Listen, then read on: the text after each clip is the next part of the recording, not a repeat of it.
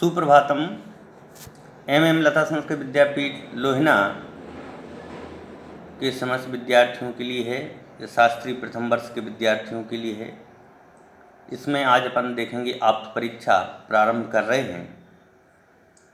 इसे आप्त परीक्षा ग्रंथ को प्रारंभ करने से पहले इसमें एक शंका की गई है कि ग्रंथ के आरंभ में ग्रंथकार परमेष्टि का स्तवन किस प्रयोजन से करते हैं। जैसे अपन कहते हैं ना कि कोई भी कार्य को करने से पहले उसके मंगलाचरण करना चाहिए। ये हमारी परंपरा है, भारतीय संस्कृति की परंपरा है कि किसी भी कार्य को करने से पहले उस कार्य को करने से पहले मंगल गान करते हैं, जिसको मंगलाचरण बोलते हैं। तो कहते हैं किस लिए करते हैं, भगवान का स्तवन किस लिए किया जाता है।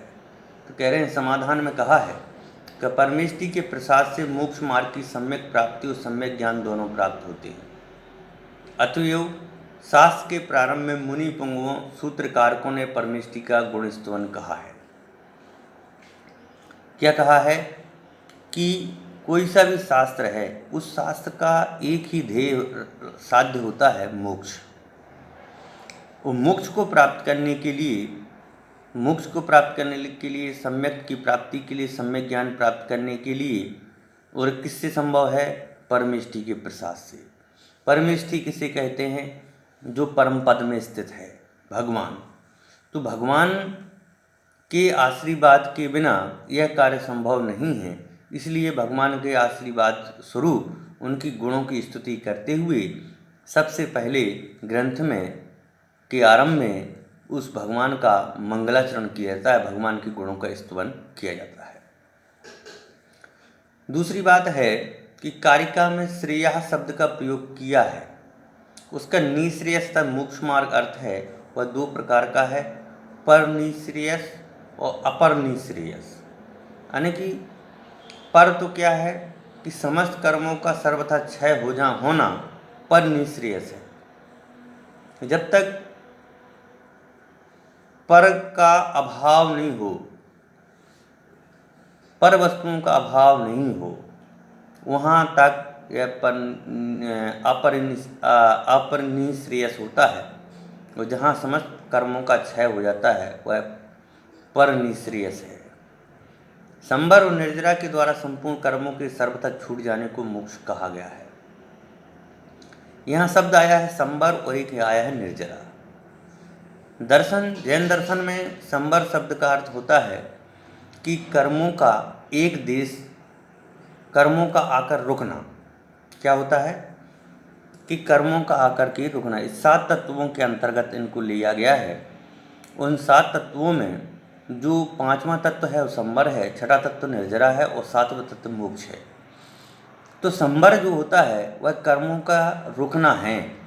कर्म अब रुक चुके हैं, अब जितने कर्म थे उनका अब क्षय होना बाकी रह गया है। तो कर्मों का रुक कर जाना है, उसका नाम है संबर। और कर्मों का एक देश क्षय होना। जैसे किसी बाल्टी में पानी है, उस बाल्टी में नीचे से छेद था। जो बाल्टी एक कुएं में थी, हमने क्या किया कि बाल्टी तो भरी हुई थी। अब वो बाल्टी भरी हुई थी, इसको और सरल माध्यम समझें। जैसे कोई नाव है, नाव नदी में है, तो नदी में नाव है तो उसमें क्या है, पानी भर गया। तो सबसे पहले हम क्या करेंगे कि जो छेद है उस छेद को हम बंद करेंगे। जो नाव में जो छेद था ना, इसमें से पानी आ रहा था, उसको हम सबसे पहले बंद करेंगे। उसको बंद करने से क्या होगा, पानी आना बंद हो जाएगा। ऐसे ही सबसे पहले जब साधना की जाती है तो साधना के मार्ग में सबसे पहले संबर तत्व को देखा जाता है कि हमारे नए कर्म जो हैं, पाप रूप कर्म जितने भी हैं, वह हमारे जीवन में प्रवेश ना करें। तो उस कर्मों से बचने के लिए का जो उपाय है उसका नाम है संबर। निर्जरा है कि जो पानी भर गया है नाव में, उसको धीरे धीरे करके मग्गे से, बाल्टी से किसी रूप में निकालना। और जब एक कर्म पानी पूर्ण रूप से निकल जाता है तो जो निकालना है उनका एक देश, क्योंकि सर्वथा रूप से अपन नाव तो उल्टा कर नहीं सकते हैं, तो वैसे ही कर्मों को अपन एक साथ तो खत्म कर नहीं सकते हैं। धीरे धीरे तप के माध्यम से अपन कहते हैं ना, तपसा निर्जरा, कि तप के प्रभाव से निर्जरा होती है। जैसे जैसे तप बढ़ता जाता है वैसे वैसे कर्मों का अभाव हो जाता है, और जब कर्मों का सर्वरूप से अभाव हो जाता है वह मोक्ष कहा जाता है। और आगे क्या कहते हैं, परमोच्च अरहंत अवस्था प्राप्त होना अपरिणीय श्रेयस है। परम उच्च अरहंत अवस्था, जहाँ पर के पूर्ण रूप से ज्ञान प्रकट हो जाता है, उस अवस्था का नाम है अपरिणीय श्रेयस। कारण घाती कर्मों के क्षय से अति अनंत ज्ञान। घाती कर्म कौन कौन से हैं, तो ज्ञानावरण, दर्शनावरण, वेदनी और मोहिनी। इन चार कर्मों का अभाव हो जाने से इन चार कर्मों को बोलते हैं घातीय कर्म। तो इन चार कर्मों के अभाव होने से, यानी क्षय होने से अनंत ज्ञान, अनंत दर्शन और अनंत सुख रूप, अनंत चतुष्टय स्वरूप की प्राप्ति होती है। उसे ही मोक्ष कहा जाता है या अपर निश्रेयस माना गया है। यहाँ यह नहीं कहा जा सकता है कि किसी आत्मा विशेष के संपूर्ण कर्मों का सर्वथा क्षय होना प्रसिद्ध है, क्योंकि उनका सिद्ध करने वाला प्रमाण मौजूद है।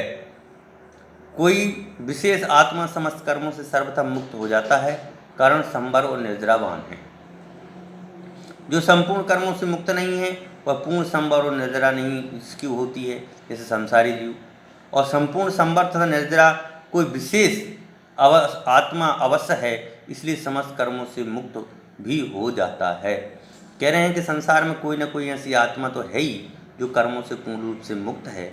ऐसी मुक्त आत्मा को ही अरहंत अवस्था, सिद्ध अवस्था जैन दर्शन में कहा गया है। इसके साथ ही आज का ये क्लास यहीं पर समाप्त है। कल हम इसी नए विषय के साथ आपके सामने प्रस्तुत करें।